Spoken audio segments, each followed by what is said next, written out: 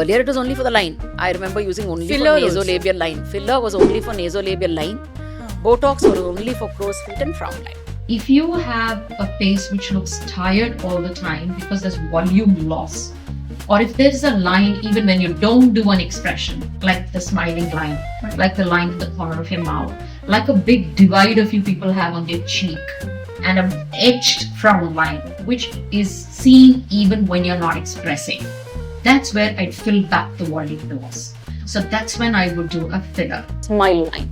Then what you would need is a material that sits under it and gives it that lift. Then we use something called generally as fillers. So we end up working on the lip line, which we call it as the white roll. So we understand that is what makes the lip look youthful. So as you grow older, the lip gets a little like a puckered lip and becomes thinner and goes in. Have you seen that? So we end up doing a lip white roll, we call it, with a lip filler first, very subtly. Today, we literally do everything. You know how I shape faces, change When did that faces. switch happen? Slowly, gradually, people start saying, I can do this, I can do this. A lot of us simultaneously did things. I remember starting to work on the cheek to be able to give it some support, and I thought, wow. So it just came to your mind? Just did it, yeah. Oh, nobody's taught you this? No. Okay. And the way I did the jawline, I still remember, was so new to my American colleague when I met her. She's the best in LA. And I'd gone there to, for some reason. And then we were in her clinic and she said, Doc, you inject me. You're the only one I'll trust. And then I injected her face and she's like, wow, I love the way you did the jawline. And today everybody's talking about the same thing. And I remember this very early on, I wrote a paper called Inner Circle versus Outer Circle. Okay. And this was a paper. I remember that. You remember that paper? At least 10 years ago, I wrote that paper where I said most fillers should be injected behind the ligament to kind of make sure that it doesn't get puffy here and I just end up wanting to push it back. So where can you do the fillers for a sharper jawline on an Indian face? Two places. One, you end up doing ever so little along the jawline to pick it back, ever so little on the chin or maybe a little more on the chin because we have naturally a smaller backward placed chin. So you do this so the skin expands to make it sharper, right? Then two areas to concentrate on, one behind the jowl and the other in front of the jowl. The pre-jowl sulcus and the post-jowl sulcus. Fill in a bit, fill in a bit, fill in a bit, fill in a bit, and give you a more straight line, which is subtle and simply takes away the movie curtain look that you end up having on your jaw as you grow older, as against a more sharper, straighter look. So work on the outer circle, work on the temple, give the jawline, then come and see little bit if you want to. But don't we Today, now that is the all concept. do the lip? No, but don't we do our lips You still the do. most? That is a feature. For some of us, we are born with beautiful shape of lip, beautiful size also. But as we grow older, lip starts becoming thinner and the lines start becoming more evident.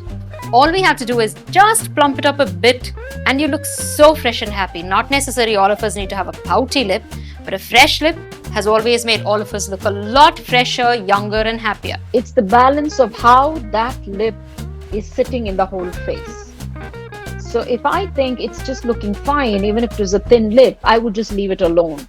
But if that's not sitting well in the whole picture of the face, that's when I even want to address it. But lip is something you could address on every patient who comes to you. A little bit of filler on the lip makes it look beautiful for everyone. Even if you have an already volume-filled lip, if you end up doing a little bit, for example, on the center up there, on the center down here, you shift the light reflection from the lip in a very beautiful way.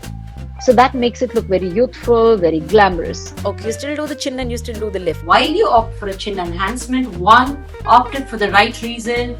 Two, like I keep saying again, aesthetics is a very, very expert's job.